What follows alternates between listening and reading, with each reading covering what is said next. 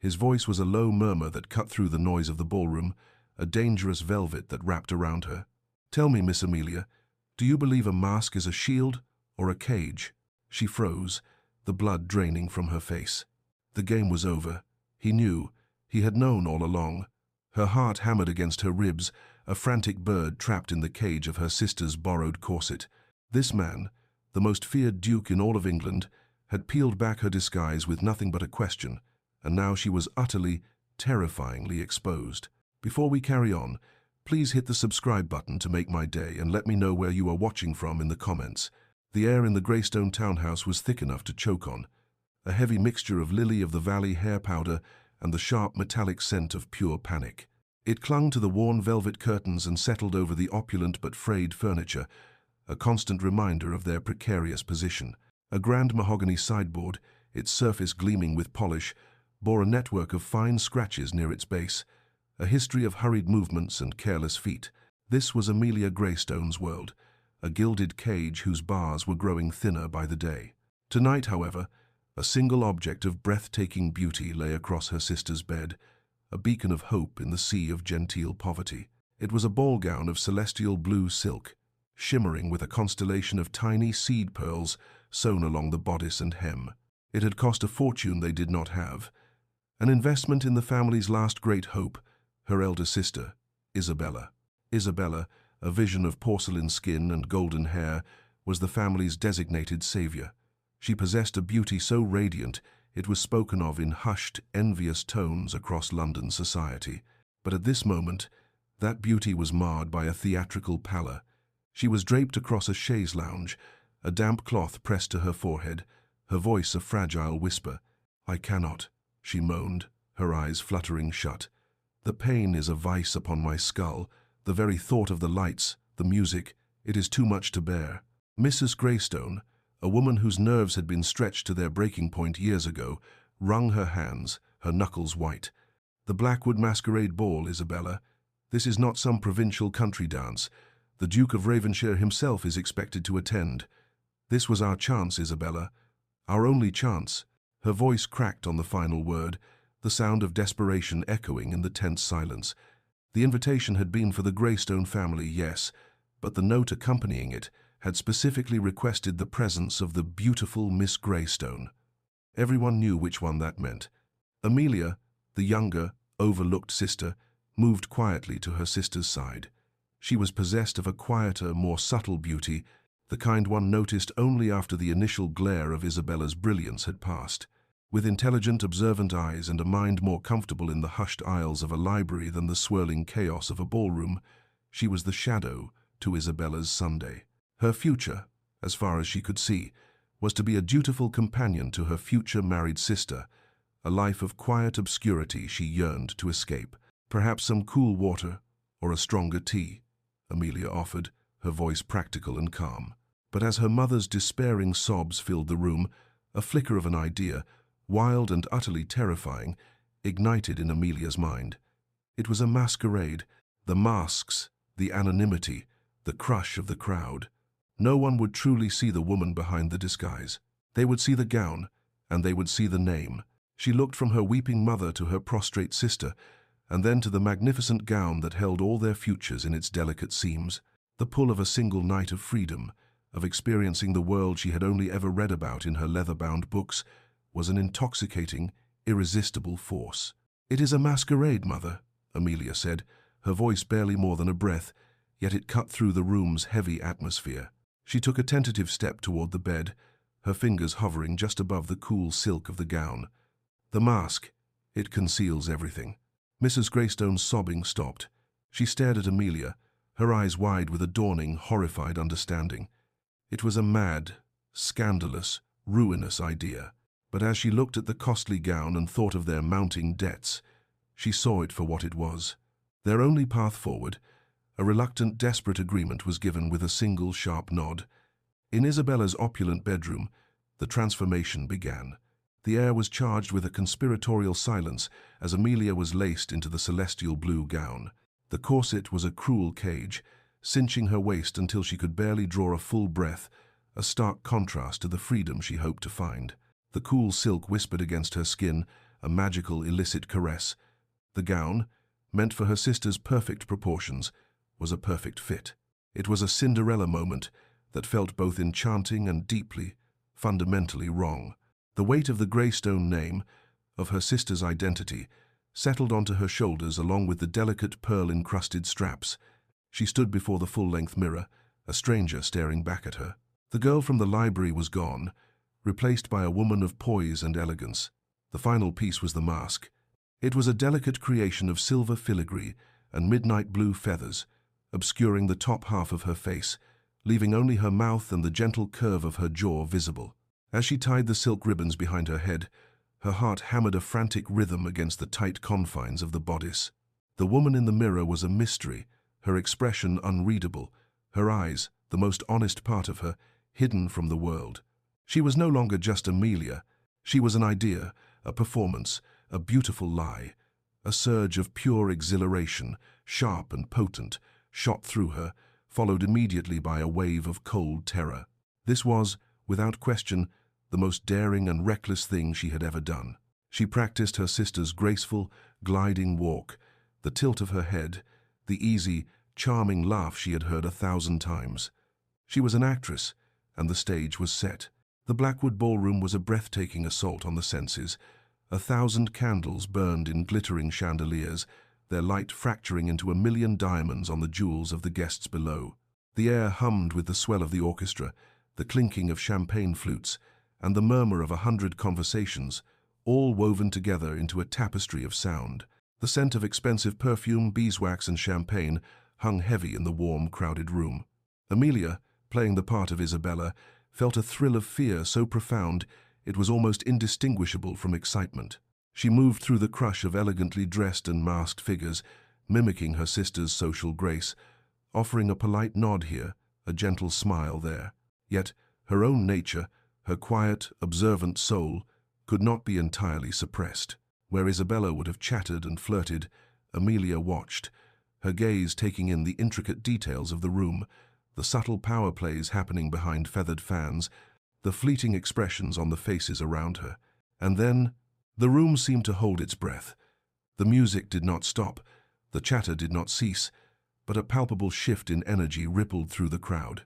At the grand entrance, a figure appeared, and a wave of whispers followed in his wake. Lucien Thorne, the Duke of Ravenshire.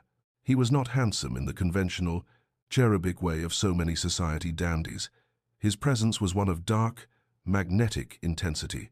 Tall and broad-shouldered, he wore a simple, severe suit of black, superfine wool that seemed to absorb the light around him. His mask was equally stark, a slash of black velvet that did little to hide the sharp, intelligent eyes that seemed to see everything and everyone with a disconcerting clarity. His reputation preceded him, a shadow that stretched long before he entered any room. Ruthless, they called him, reclusive, dangerous, a man with a tragic past that was only ever hinted at in hushed, fearful tones. Amelia felt a tremor of genuine fear. This was the man her mother had pinned all their hopes on, a man who looked as though he ate hopes for breakfast. His gaze, sharp as obsidian shards, swept the room with an air of bored appraisal. It passed over glittering debutantes and powerful matrons, dismissing them all, until it landed on her. For a heart-stopping moment, the entire ballroom seemed to melt away. There was only the intensity of his stare, a physical force that held her captive from across the room. The crowd seemed to part for him as he began to move toward her, a predator closing in on his chosen prey.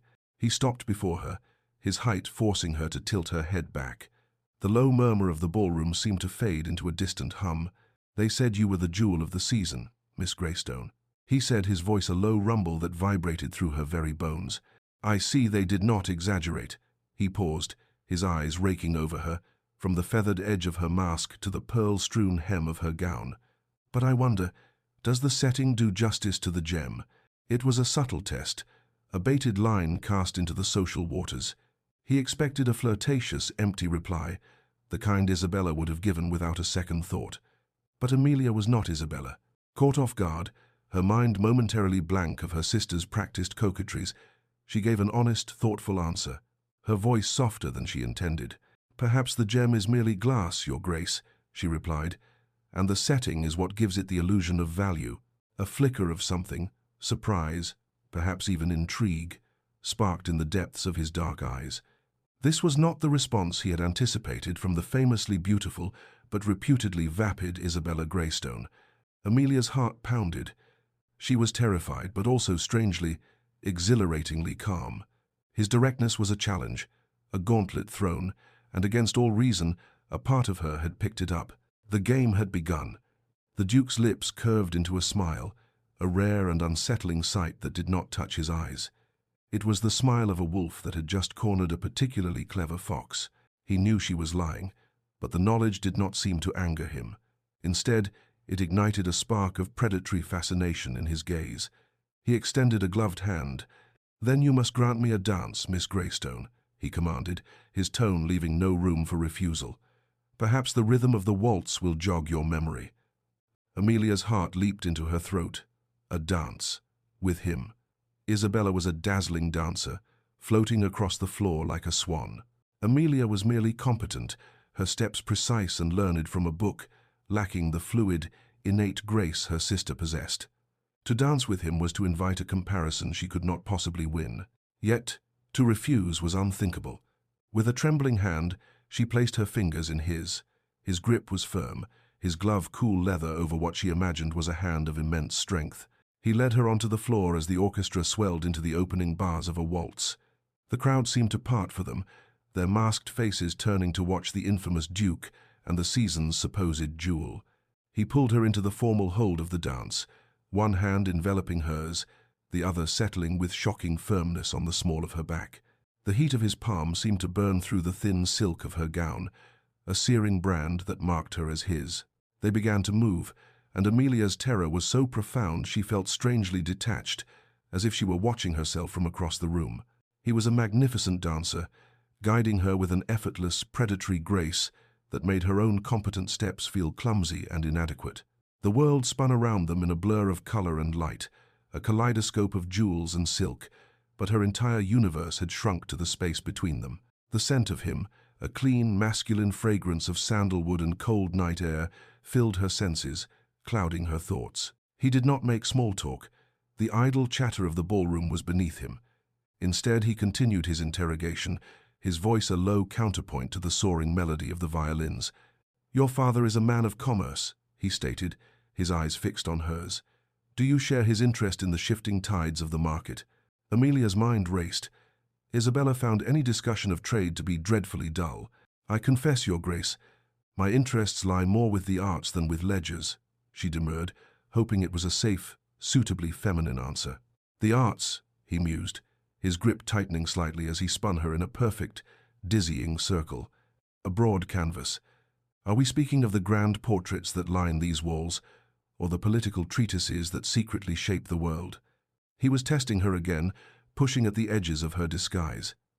Isabella would have giggled and spoken of watercolors. Amelia, a secret devotee of political philosophy, felt a dangerous urge to answer him honestly, to engage in the kind of intellectual sparring she had only ever dreamed of. She fought it down, forcing a light, airy tone into her voice. "Surely politics are no subject for a ballroom, Your Grace." "On the contrary," he murmured, his lips unnervingly close to her ear. "The ballroom is where the most important political maneuvers are made. A dance can be a treaty, a whispered word, a declaration of war." He pulled back, his eyes glinting with dark amusement. "Which brings me back to poetry. Your mother was most insistent on your passion for the Italian masters. Recite a line for me." The trap was sprung. It was a direct, impossible test. Amelia's mind was a complete and utter blank. She knew Dante, she knew Petrarch. She could have recited entire cantos in the quiet of her library. But here, pinned by his relentless gaze, every word had fled. Panic, cold and sharp, seized her. She could feel the blush rising up her neck, a traitorous heat she prayed the dim light would hide. She had to deflect, to turn his weapon back on him. She let out a soft, breathless laugh, a passable imitation of her sister's coquettish charm. "Alas, Your Grace," she said, tilting her head just so. "My mind is a sieve for poetry when faced with a partner of such distinction." She met his gaze. Her feigned boldness a desperate gamble. "You have danced all the words from my head." He did not look away. The unsettling smile returned, wider this time, and for the first time it held a flicker of genuine, if dangerous, warmth. He knew she was a fraud, and he was utterly, terrifyingly captivated by the performance. He was not interested in the jewel, he was fascinated by the clever glass that dared to imitate it. The music came to a final, soaring crescendo, and he held her for a beat longer than was proper, his hand still a brand on her back.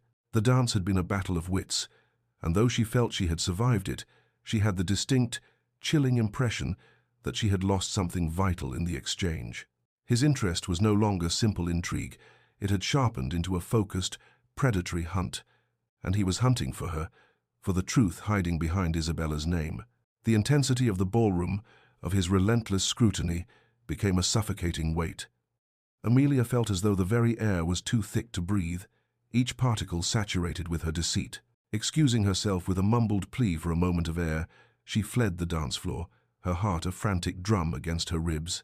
She found a set of glass doors and pushed them open, stumbling out onto a secluded stone balcony. The cool night air was a balm on her heated skin.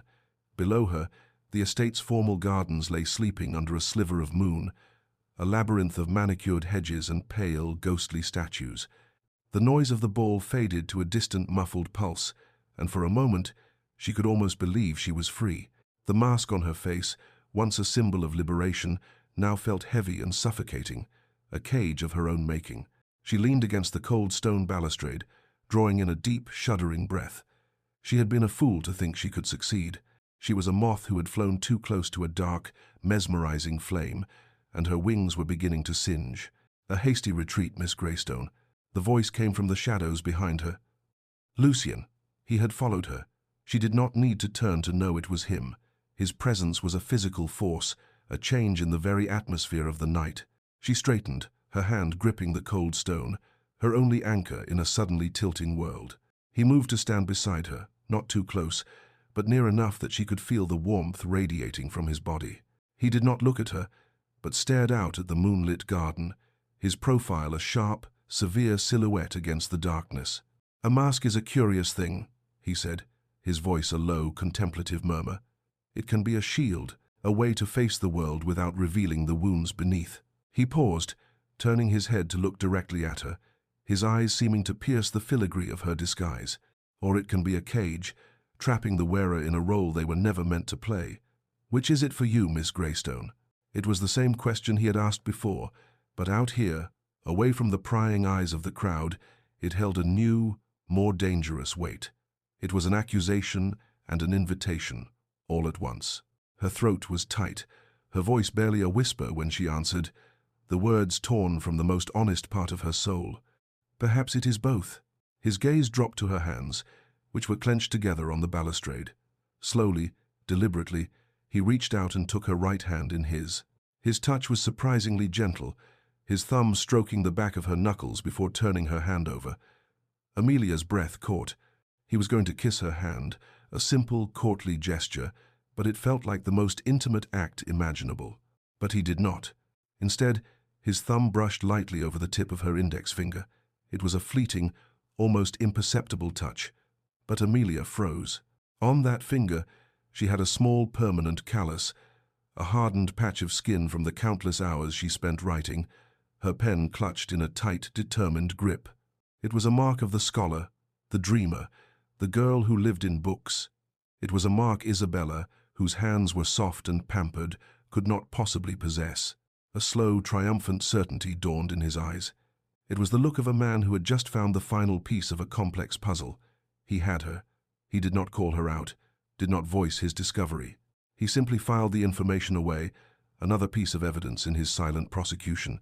His obsession was cementing, shifting its focus. He was no longer interested in the beautiful, vapid Miss Greystone he had been told about. He was interested in the woman standing before him, the impostor with the quick mind and the writer's hands, the woman who lied with such desperate, captivating grace. He lifted her hand, his gaze never leaving hers, and pressed his lips to the back of her knuckles, the warmth of his mouth, a shocking contrast to the cool night. The pull of desire, hot and undeniable, swept through Amelia, so potent it left her dizzy. It was a terrifying sensation, to want a man who was actively unraveling her, who held her fate in the palm of his hand. The danger of her situation was a sharp, physical ache in her chest, but tangled with it was a powerful, inexplicable connection to this man who seemed to see past her facade, even if he did not yet know the true face that lay beneath it. He was seeing her, the real her, in a way no one ever had. And that, she realized with a dawning horror, was the most dangerous thing of all. The morning after the ball was a brutal descent into reality. Amelia awoke in her own narrow bed, the pale grey light of dawn filtering through the thin curtains of her small room, and for a disorienting moment, she was adrift between two worlds. The phantom sensation of a strong hand on her back, the memory of a low, rumbling voice that vibrated through her bones, and the scent of sandalwood and cold night air still clung to her senses, as vivid and real as the rough linen of her own sheets. Then, the full weight of her actions crashed down upon her. Guilt, sharp and acidic, churned in her stomach. She had lied. She had stolen her sister's identity, her one great opportunity, and danced with the most dangerous man in England under false pretenses. The thrill of the night, the intoxicating feeling of being truly seen, curdled into the cold dread of discovery. She dressed slowly, her body aching from the unfamiliar constriction of the corset. Her simple muslin day dress felt like a sackcloth after the celestial blue silk of the ball gown. When she descended for breakfast, the atmosphere in the small dining room was thick with unspoken tension. Her father sat stiffly behind his newspaper, the crinkle of the pages an aggressive, disapproving sound. Her mother fluttered about, her face a mask of anxious hope. And then there was Isabella. Fully recovered from her convenient migraine, she was radiant, her golden hair gleaming in the morning light, her eyes bright with avaricious curiosity. She was holding court, a queen returned to her throne. "You must tell me everything, Amelia. Do not spare a single detail," she commanded, tapping her spoon against her porcelain teacup. Was the ballroom as grand as they say? Was the champagne French? And the Duke? What of the Duke? Is he as formidable as the rumors claim? Amelia's throat felt dry as dust. She took a small sip of water, her hand trembling slightly. She had to construct a narrative, a plausible fiction that would satisfy her sister without straying too far into the perilous territory of her own experience. "The ballroom was magnificent," she began, her voice a little hoarse. "Chandeliers like frozen waterfalls, and more jewels than I could count." She described the music, the crush of the crowd, the taste of the champagne, focusing on the impersonal details, the setting of the stage rather than the play itself. But Isabella was not interested in the scenery. She wanted the leading man. "And the Duke?" she pressed, leaning forward, her eyes gleaming. "Did you see him? Did he notice me, I mean, you?" Amelia's heart hammered. "He was present," she said, choosing her words with the care of someone disarming a bomb. "He is a very imposing figure, tall and quite severe." "But did he speak to you?" Isabella demanded. Before Amelia could formulate another careful evasion, the sound of the front door knocker echoed through the townhouse, sharp and imperious. A moment later, their lone, harried housemaid entered the dining room, her eyes wide. She was carrying a long, rectangular box wrapped in plain brown paper. "A delivery, ma'am," the maid said, her voice hushed with awe. "From a messenger. He would not give his name." Mrs. Greystone gasped, her hand flying to her chest. Isabella's eyes lit up with triumphant certainty. The box was placed on the table, a silent, explosive presence. Isabella's fingers, far from trembling, were quick and sure as she tore away the paper to reveal a dark, polished mahogany box. She lifted the lid. Inside, nestled on a bed of black velvet, was a bouquet of roses, but they were not the pale pink or delicate white roses of a polite courtship. They were a shade of red so deep it was almost black at the edges, their petals thick and velvety, their thorns long and sharp. They were flowers of passion, of danger, of dark, secret things. They were utterly magnificent and deeply inappropriate. "Oh," Isabella breathed, a sound of pure, unadulterated ecstasy. She lifted the bouquet from the box, burying her face in the blooms. "Their scent is divine. He has sent me flowers. The Duke has sent me flowers." Amelia's heart sank into a cold, dark pit. Of course Isabella would assume they were for her. Tucked among the stems was a small cream-colored card. Isabella, distracted by the heady fragrance of the roses, did not see it. "Here, Amelia, Help me find a vase for these, the largest one we have." As Isabella turned to issue orders to the maid, Amelia's fingers, moving with a speed born of pure panic, plucked the card from its hiding place. Her hands were shaking so badly she could barely read the elegant, black ink script. The envelope was addressed, as she knew it would be, to Miss Isabella Greystone, but the note inside, on a small, stiff piece of card, was not. Her blood ran cold as she read the 6 damning words. Asterisk, for the woman who prefers glass to gems. Asterisk, it was not a love note. It was a statement, a secret shared between them, a confirmation that he knew her deception and was not only untroubled by it, but intrigued. The lie was no longer a memory from a stolen night. It was here, in their home, a physical presence as real and as thorny as the roses currently being arranged in her mother's best crystal vase. A secret thrill, hot and shameful, shot through her, warring with the immense, crushing weight of her guilt. "What does it say, Amelia?" Isabella asked, turning back to her, her face glowing with happiness. "Is it a poem? Read it aloud." Amelia's mind raced. She looked at the card, at the damning words, and then at her sister's expectant face. She had to lie again, a bigger, more elaborate lie this time, to feed the fantasy that was now blooming as extravagantly as the dark roses on their sideboard. "It is very brief," Amelia said, her voice miraculously steady. She invented the words on the spot, stringing together the kind of empty platitudes she imagined a man like the Duke might offer to a woman like her sister.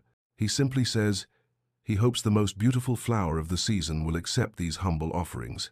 Isabella clapped her hands in delight, her laughter echoing in the tense room. "Humble! Did you hear that, Mother? He is charming and poetic." Amelia folded the small card, the sharp edges digging into her palm. She felt trapped, caught between her sister's unearned delight and her own mounting dread. The Duke's message had been for her, a secret acknowledgement of her true self, and it was the most terrifyingly wonderful thing that had ever happened to her. The need to understand became an obsession, a gnawing hunger that overshadowed even her fear. The Duke of Ravenshire was no longer just a formidable title or a dark presence in a ballroom. He was a man who knew her secret, a man who communicated in riddles and saw through her defenses as if they were mist. This terrifying intimacy drove her from the tense confines of the townhouse and into the one place she had always found solace and answers, the hushed, dusty aisles of the London Library. She sought out a quiet, forgotten corner, a small alcove where the sunlight struggled to pierce the grimy windows, illuminating dancing motes of dust. The air smelled of old paper, crumbling leather, and time itself. Here, surrounded by the silent, waiting knowledge of centuries, she felt a measure of her composure return. She was not a frightened girl in a borrowed gown. She was a researcher, a scholar on a quest for truth. Her quest began in the archives of society pages and newspapers, vast, heavy volumes that chronicled the lives of the great and powerful. She started with his name, Lucien Thorne, a name that seemed to whisper of shadows and fallen angels. The first articles she found painted a picture of a brilliant and utterly ruthless businessman. Upon inheriting his father's vast fortune at the tender age of 19, he had not simply maintained it, he had multiplied it with a cold, startling precision. There were reports of hostile takeovers of shipping lines, of rival textile mills driven into bankruptcy, of fortunes won and lost at his command. An editorial in a financial paper from 5 years prior referred to him as the vulture of the exchange, a predator who fed on the weakness of others. The man who had held her hand so gently was capable of crushing his competitors without a flicker of remorse. Then she delved deeper, searching for something more personal, for the man behind the fearsome reputation. She found a faded article from more than a decade ago, its print slightly blurred. The headline was stark: "Duke and Duchess of Ravenshire perish in tragic accident." She read with a growing sense of cold horror.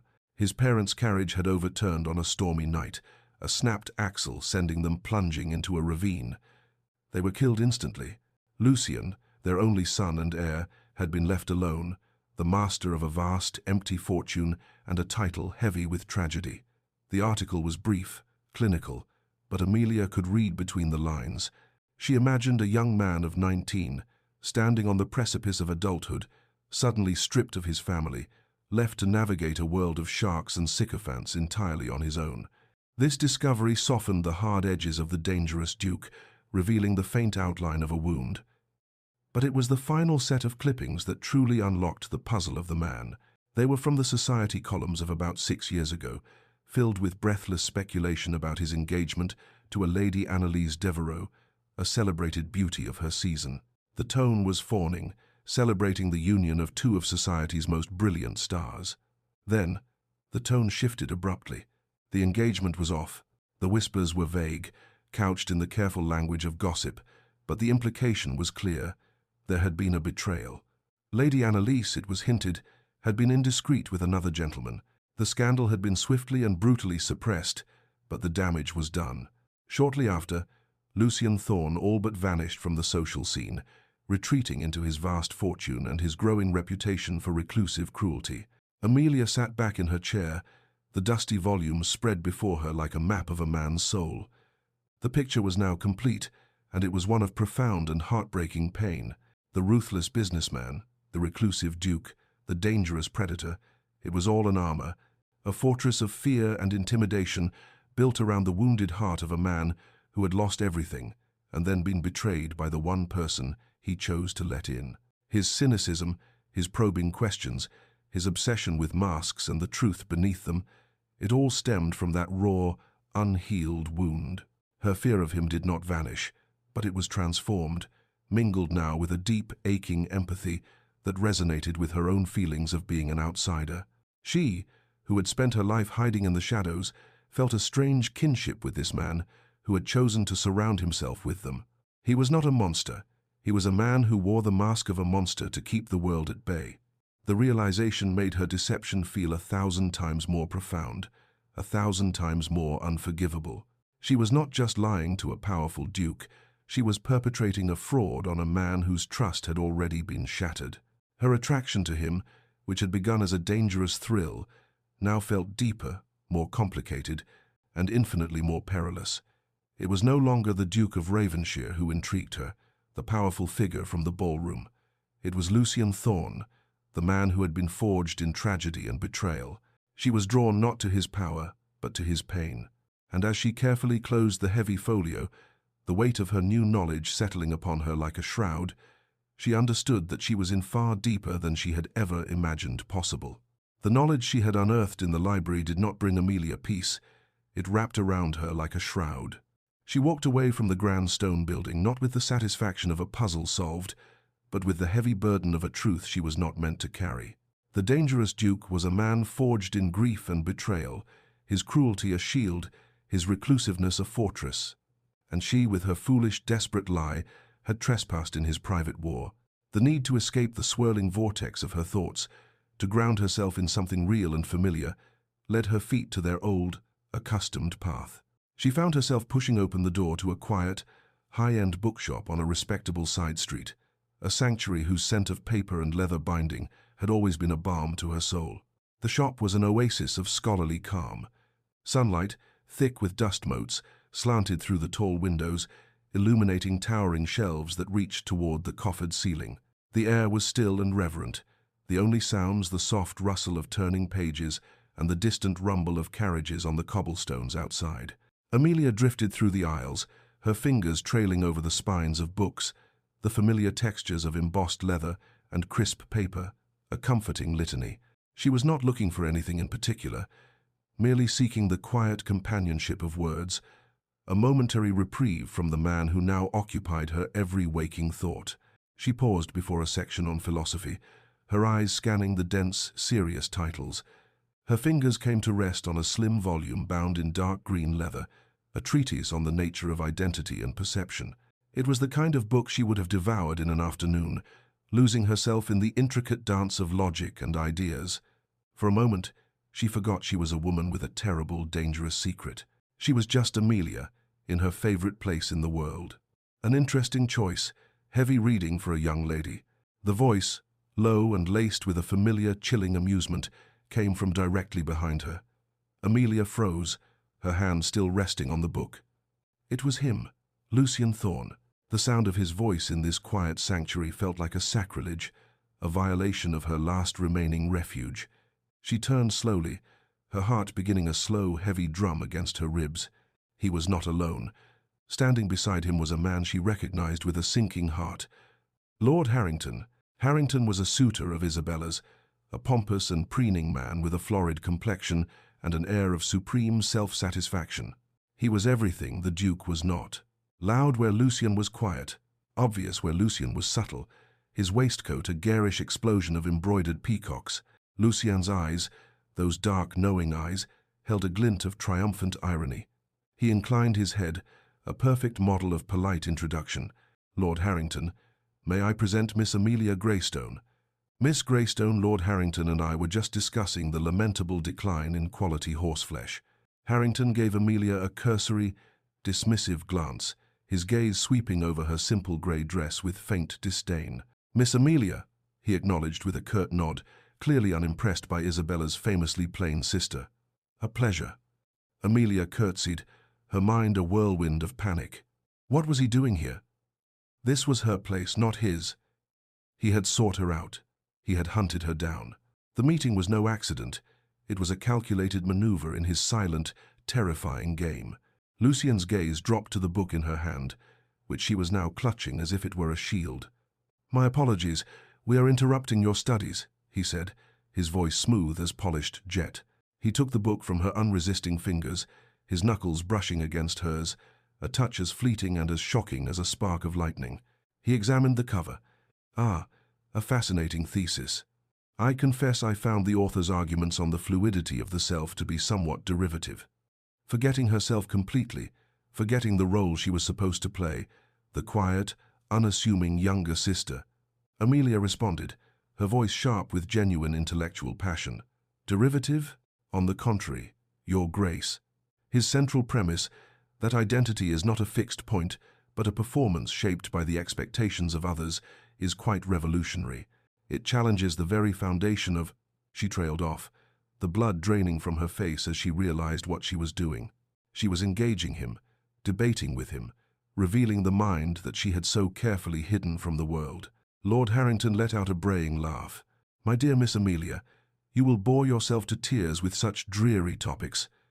Leave the dusty books to the scholars and old maids," he said, patting her condescendingly on the arm. "Your sister Isabella has the right of it. Beauty and charm are a woman's finest assets.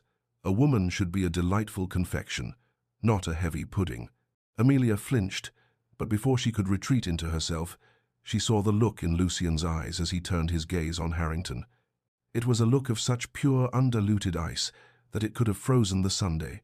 The faint amusement was gone, replaced by a chilling stillness that was far more frightening than any open display of anger. The temperature in the small aisle seemed to drop by several degrees. "Indeed," Lucien said, his voice dangerously soft. He turned his gaze back to Amelia, and the trap was sprung. His eyes held hers, and he posed the question she had been dreading, the words that confirmed her worst fears. "Tell me, Miss Amelia, do you believe a mask is a shield or a cage?" The world stopped. The quiet bookshop, the scent of old paper, the slant of the afternoon sun, it all dissolved into a meaningless haze. There was only his question, hanging in the air between them, a glittering, poisoned dart, aimed directly at her heart. He knew. He was not guessing. He was not testing. He was telling her that he knew everything. The woman from the ball and the girl in the bookshop were one and the same, and her pathetic charade was over. She could not breathe. A wave of dizziness washed over her, and she swayed on her feet. She saw the look of cold, triumphant certainty in his eyes, the look of a hunter who has finally, definitively cornered his prey. I must go," she stammered, her voice a strangled whisper. She did not wait for a reply. She turned and fled, stumbling past the towering shelves, her only thought to escape his suffocating presence. She did not look back, but she could feel his gaze on her, a physical weight that followed her all the way out of the shop and into the unforgiving light of the street. 2 days later, the invitation arrived. It was delivered by a footman in the Ravenshire livery, a crisp black uniform that was as severe and intimidating as his master. The card itself was thick, creamy parchment, the edges gilded in gold. In elegant, decisive script, it requested the pleasure of Miss Isabella Greystone's company for a carriage ride through Hyde Park that afternoon. When her mother read the card aloud, her voice trembled with a joy so profound it was almost painful to witness. Isabella, who was preening before the drawing-room mirror, clapped her hands in delight. A private carriage ride. Oh, it is all but a declaration. We must decide what I am to wear at once. Amelia stood by the window, her back to the room, a cold, sick dread coiling in her stomach. It was not an invitation, it was a summons. He had invited Isabella, but he knew, with absolute certainty, that it was Amelia who would come. He was calling her to account, forcing her to walk willingly into the lion's den. The choice he had given her in the bookshop was no choice at all. Refuse, and he would expose her, ruining her family and bringing a scandal down upon their heads that would shatter their fragile world forever. Accept, and she would be placing herself entirely at his mercy. Amelia, do stop lurking by the window and help your sister, her mother chided, her voice sharp with excitement. This is the most important day of her life. Amelia turned, her face a pale, emotionless mask. She looked at her sister, who was already debating the merits of a fetching blue bonnet versus a more demure straw hat. She looked at her mother, whose face was alight with the desperate, triumphant hope of a gambler who has staked everything on a final winning hand. They were living in a fantasy, a beautiful, fragile dream that she had created with her lies, and now she had to continue the performance to protect them from the nightmare of the truth. An hour later, she was seated opposite him in the most opulent carriage she had ever seen. The interior was upholstered in dark green velvet, the wood a gleaming, polished mahogany. The Ravenshire crest, a formidable raven with its wings outstretched, was embossed in gold on the doors. The carriage moved with a smooth, silent grace, a world away from the rattling hired hacks she was used to. It was a cage, a beautiful, luxurious, mobile cage. Lucien did not speak. He simply sat, his long legs stretched out before him, his hands resting on a silver-headed cane. He was impeccably dressed in a dark grey coat and trousers that fit his powerful frame to perfection. He watched her, his gaze steady and unblinking, his expression unreadable. The silence was a living thing, a suffocating presence that grew heavier with every turn of the wheels. Amelia stared out the window, pretending an interest in the passing scenery of Hyde Park. She saw nannies pushing perambulators, gentlemen on horseback, ladies strolling with parasols held high against the afternoon Sunday. It was a world of serene, orderly beauty, a world from which she felt utterly, irrevocably disconnected.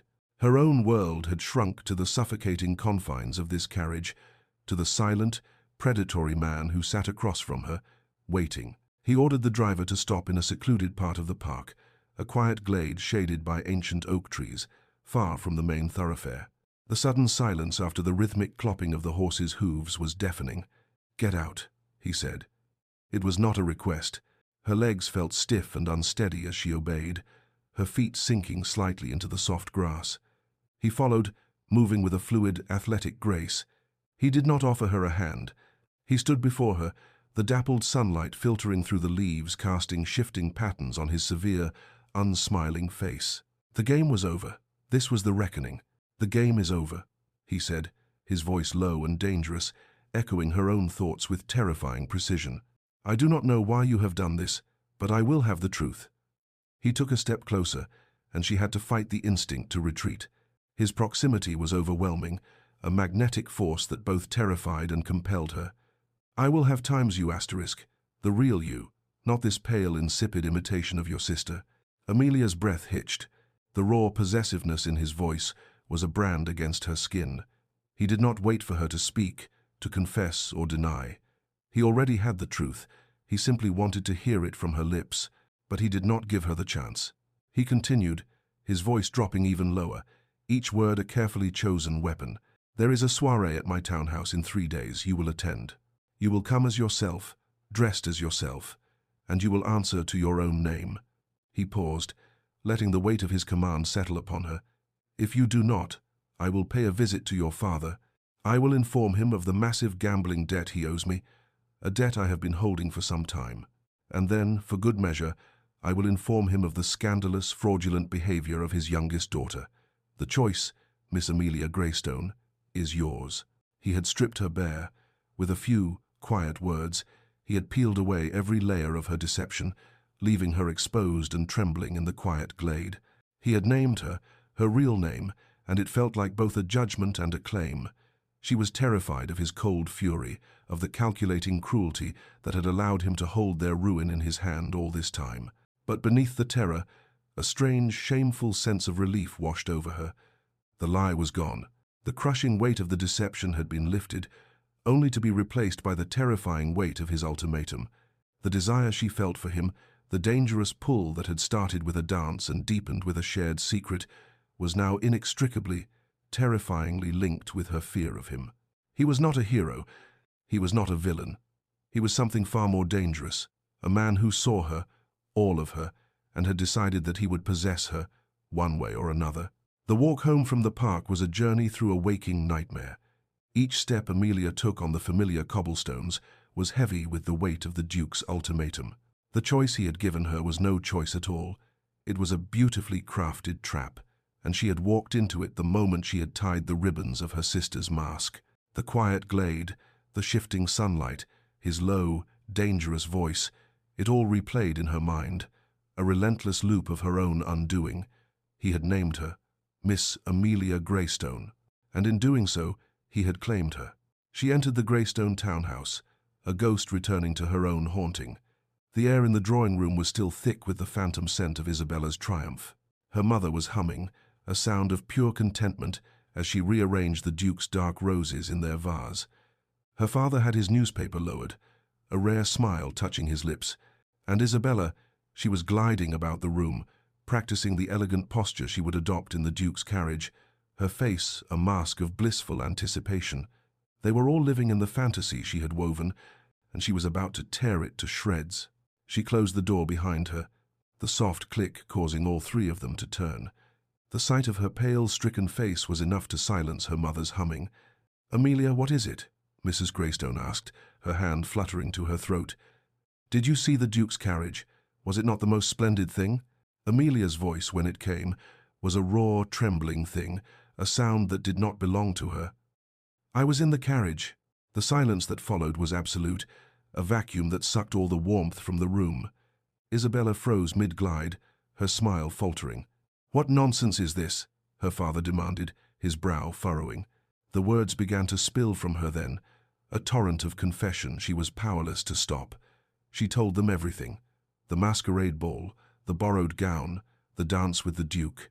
She told them of his probing questions, of her desperate lies, of the meeting in the bookshop, and finally, of the summons to the park. She left nothing out, her voice gaining a strange, detached strength as she laid her sins bare. With each word, she watched the dream die in their eyes. Her mother was the first to break, letting out a low, guttural moan before collapsing into a heap of weeping hysterics on the worn settee.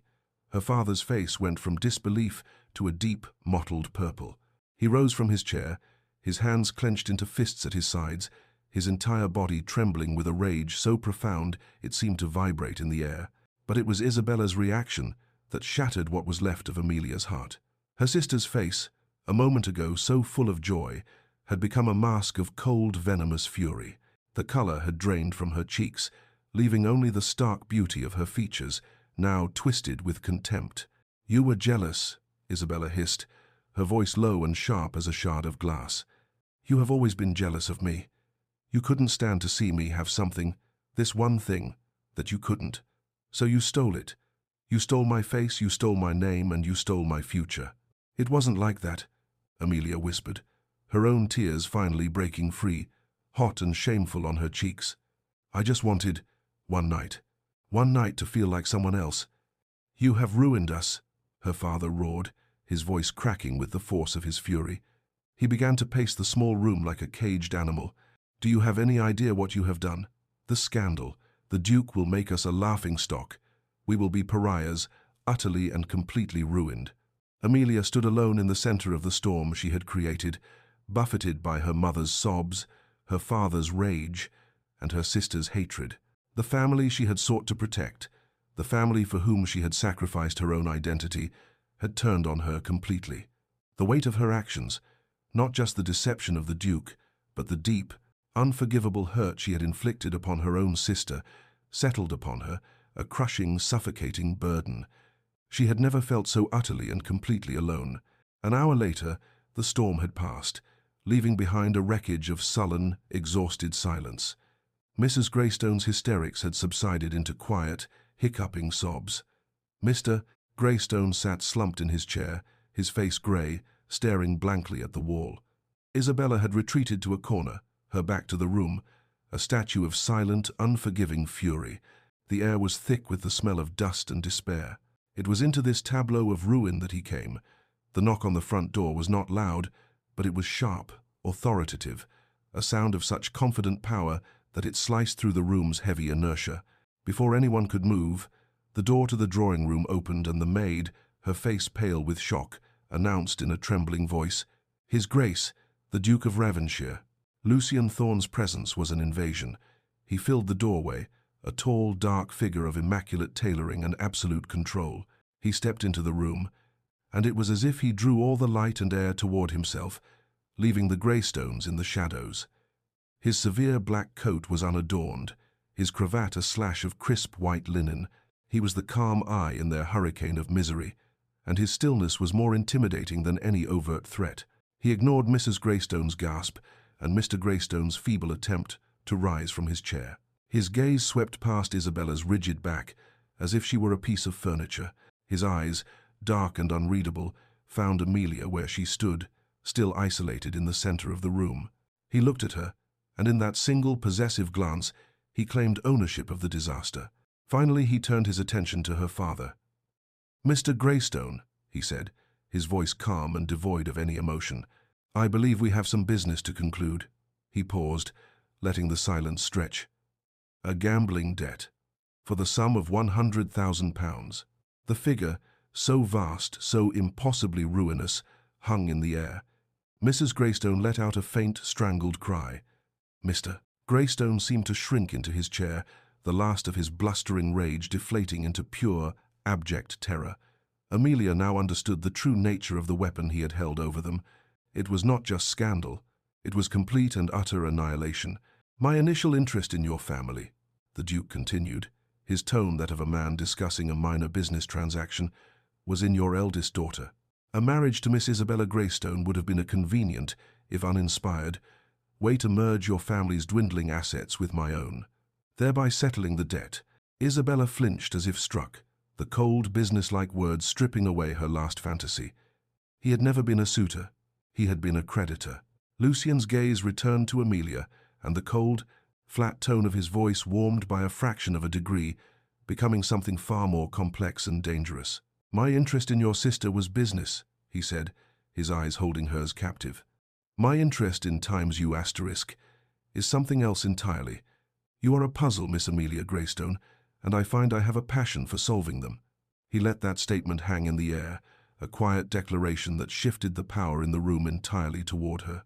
Then he turned back to her father, the predator laying out his terms. "The debt," he said, his voice once again cool and precise, "is forgiven. Your family's reputation will remain intact.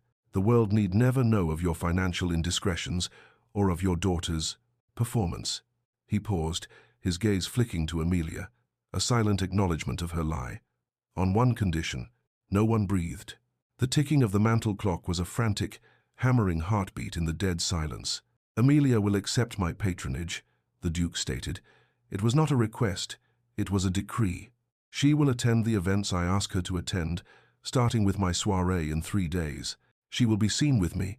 She will, for all intents and purposes, be mine to command in society. In return, your family will be saved." It was a devil's bargain, delivered with the cold precision of a surgeon's blade. He was saving them from the ruin he himself had engineered, but the price was her. Not her hand in marriage, not a respectable courtship, but a form of public possession so scandalous in its ambiguity that it was both a rescue and a damnation. Amelia looked from her father's terrified, pleading face to her mother's stunned expression, to her sister's back, which was now trembling with what could have been rage or despair. She was caught, utterly and completely. He was not offering her a fairy tale, he was offering her a gilded cage, and she was the price of her family's freedom. She realized with a chilling certainty that the dangerous Duke was far more calculating, far more ruthless, and far more desirable than she had ever dared to imagine. Her one night of stolen freedom had just cost her everything. The 3 days that followed were a form of living purgatory. The Greystone townhouse became a tomb, haunted by the ghosts of what might have been. Silence was the new language of the house, a heavy, suffocating blanket, punctuated only by the sound of Mrs. Greystone's intermittent weeping or the sharp, angry rustle of a page, as Isabella pretended to read in a corner, her hatred a palpable force in the room. Amelia moved through it all like a phantom, her own emotions frozen into a state of numb, terrified resolve. She had made a bargain to save her family, and now she had to pay the price. When the evening of the soirée arrived, she dressed with the careful precision of a soldier preparing for battle. She chose a gown of deep forest green, a simple, elegant dress that needed no artifice. It was her own, not her sister's. Her hair was styled simply, pulled back from her face, revealing the intelligent eyes and determined set of her jaw that her own family so often overlooked. She wore no jewels save for a small, plain locket that had belonged to her grandmother. When she looked in the mirror, she saw not a frightened girl, but a woman walking toward her fate with her eyes wide open. She was Amelia Greystone, and for the first time, that was enough. Lucien's townhouse was not a home, it was a fortress. It stood on a grand square, a severe block of dark grey stone that seemed to absorb the twilight, its windows like watchful, unblinking eyes. Where the Blackwood estate had been a celebration of light and air, Ravenshire House was a monument to shadow and power. The interior was a place of dark, masculine opulence, all polished mahogany, heavy velvet curtains in shades of burgundy and black, and vast, sombre portraits of severe-faced ancestors. The air was still and cool, scented with beeswax and old money, and the quiet was broken only by the low murmur of the assembled guests, a sound that seemed swallowed by the sheer scale of the grand hall. Amelia arrived alone, as instructed. As she was announced, a ripple of whispers spread through the crowd like a contagion. Every eye turned to her, 100 pairs of eyes filled with curiosity, speculation, and malice. She was the plain sister, the forgotten Greystone, and yet here she was, at the center of the most exclusive gathering in London, the guest of the city's most enigmatic and feared duke. She felt their stares like physical blows, but she kept her head high, her hands clasped before her to still their trembling. He was waiting for her at the foot of the grand staircase, a dark pillar of stillness in the swirling sea of society. He watched her walk toward him, his expression unreadable, but his eyes held a flicker of something she could not name, something beyond mere triumph. As she reached him, he did not offer a polite bow. He simply took her arm, his fingers closing around her elbow in a grip that was both firm and possessive. It was not a gesture of a host welcoming a guest. It was the gesture of a man claiming his property. He tucked her arm securely in his and turned to face the room, his message clear to all who watched. She was with him. She was his. The whispers intensified, but no one dared approach them. They were an island in the center of the room, surrounded by a wide, fearful moat of social deference. And then, one man, emboldened by wine and his own self-importance, dared to cross it. Lord Harrington, his face flushed, his peacock waistcoat seeming even more garish in the sombre hall, strode toward them, his expression a mask of righteous indignation. "Your Grace," he began, his voice loud enough for all to hear, "I must protest this spectacle." He turned to Amelia, his expression softening into one of piteous concern. "Miss Amelia, you poor child, you do not have to do this. You have been coerced, trapped by this monster." He gestured wildly toward the Duke. "Society will protect you. I will protect you. You need only say the word, and I will see you safely away from this villain's clutches." The room fell into a breathless silence. Every eye was on Amelia. This was it, the moment of public reckoning, her chance to retreat, to play the victim, to throw herself on the mercy of the very society that had always overlooked her. She could accept Harrington's offer, flee back to the safety of her ruined family and her quiet, invisible life. Or she could advance. She felt Lucien's grip on her arm tighten almost imperceptibly, a silent message of warning, or perhaps of support. She did not know. She drew a deep breath, the tight bodice of her gown a familiar constraint. She turned her head, but she did not look at the sputtering, self-important Lord Harrington. She looked up, directly into the dark, intense eyes of the Duke of Ravenshire. In their depths, She saw not a monster, but the lonely, wounded man from the library, the man who saw through masks, the only person in the world who had ever seen the truth of her. And in that moment, she made her choice. She found her voice, and when she spoke, it was clear and steady, ringing with a conviction that stunned the silent room, and stunned even herself. "Lord Harrington," she said, her gaze never leaving Lucien's, "you mistake the situation entirely." A small, genuine smile touched her lips, a secret shared only with the man beside her. "I am exactly where I wish to be." The aftermath was a blur. Lord Harrington, deflated and humiliated, stammered an apology and beat a hasty retreat. The whispers in the room erupted into a low roar of shocked speculation, but Amelia heard none of it. She was aware only of Lucien, who guided her from the grand hall, his hand a warm, steady pressure on the small of her back, leading her away from the prying eyes and into the quiet sanctuary of his private study.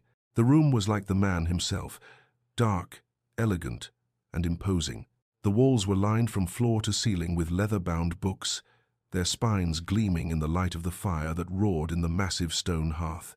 The air smelled of old leather, wood smoke, and whiskey. He closed the heavy oak door behind them, the sound shutting out the rest of the world, leaving them in a pocket of intense, charged silence. The tension between them was immense, a taut wire humming in the air. He had not spoken a word since her public declaration, and she did not know if he was pleased or furious. He walked to a decanter on a heavy mahogany desk, pouring 2 glasses of amber liquid. He handed one to her, his fingers brushing hers, the touch sending a jolt through her entire body. He stood before the fire, the flames casting dancing shadows across his severe features, making him look like a Gothic prince carved from stone. "That was a dangerous move," he said, his voice a low rumble. He took a sip of his whiskey, his eyes watching her over the rim of the glass. "You could have been ruined." "I was already ruined, Your Grace," she replied, her voice quiet but firm. "You made sure of that." A flicker of something, respect, perhaps even admiration, sparked in his eyes. He gave a short, humorless laugh. "So I did." He fell silent for a long moment, staring into the fire as if seeing visions in the flames. When he spoke again, his voice was different, stripped of its usual layers of irony and command. It was raw and almost vulnerable. "My plan was to expose you," he confessed, his gaze still fixed on the fire. "I was going to humiliate you, to break you as a lesson to the liars and manipulators of this world. It was what I have always done." He turned his head, and his eyes, raw with a pain she now understood, met hers. "But you did not break. In the park, when I gave you my ultimatum, I saw fear in your eyes, yes, but I also saw defiance. And tonight you did not cower. You chose. I did not anticipate that." He took a step closer, the space between them shrinking, the heat from the fire and the heat from his body enveloping her. "I have spent a decade building walls around myself, Miss Greystone," he said, his voice dropping to a near whisper. "Thick, high walls of stone and ice to keep the world out. You, Miss Greystone, walked through them as if they were mist, all while wearing another woman's gown." The confession hung in the air between them, a gift of trust so unexpected it stole her breath. She saw him then, not as the dangerous Duke, but as Lucien, the man who had armored his heart against a world that had hurt him. "And you, Your Grace?" she asked, her voice barely audible. "What mask do you wear?" He looked at her, and for the first time she saw his own mask drop completely. The hardness in his eyes dissolved, revealing a profound and aching loneliness that mirrored her own. His voice was hoarse with an emotion she had never heard from him before, an emotion that cracked the foundations of the fortress he had built. "One of a monster," he said, the words a raw, painful admission. "It has kept the world at bay, until now." The power dynamic between them shifted, the last vestiges of predator and prey, of creditor and debtor, melting away in the heat of his confession. They were simply a man and a woman, 2 flawed, guarded people who had found each other through an intricate web of lies and deception. The attraction that had simmered between them, once a dangerous game, was now a real and undeniable connection. He did not propose marriage. He did not speak of love or forever. The words would have been a lie, another mask for them to wear. Instead, he offered her the only thing he could, the only thing she truly wanted. "The truth. A life with me will not be easy, Amelia," he said, using her given name for the first time, the sound a soft caress in the quiet room. "It will be unconventional. We will live on the edge of society's approval. They will whisper about you, about us. It will not be a fairy tale." He took another step, closing the final distance between them. He raised a hand, his fingers gently tracing the line of her jaw, his touch sending a shiver of pure desire through her. "But it will be real." And then he kissed her. It was not a gentle kiss. It was not the chaste, polite kiss of a courtship. It was a kiss of raw, unrestrained passion, a sealing of their pact. It was fierce and demanding, a confirmation of everything that had been simmering between them from the very first moment in the ballroom. It was a kiss that spoke of shared secrets and lonely souls, of danger and desire, of two broken pieces fitting together to make a new, stronger whole. When he finally pulled away, they were both breathless. The story did not end here, with a wedding or a promise of happily ever after. It ended with them standing together in the firelight, looking out the window at the endless, glittering darkness of the London night. She had not been rescued by a prince. She had made a pact with a dangerous duke. She had worn her sister's gown to a ball and found not a fantasy, but a reality far more thrilling, far more passionate, and far more true than any she could have ever dreamed of. Their story was not over. It was just beginning.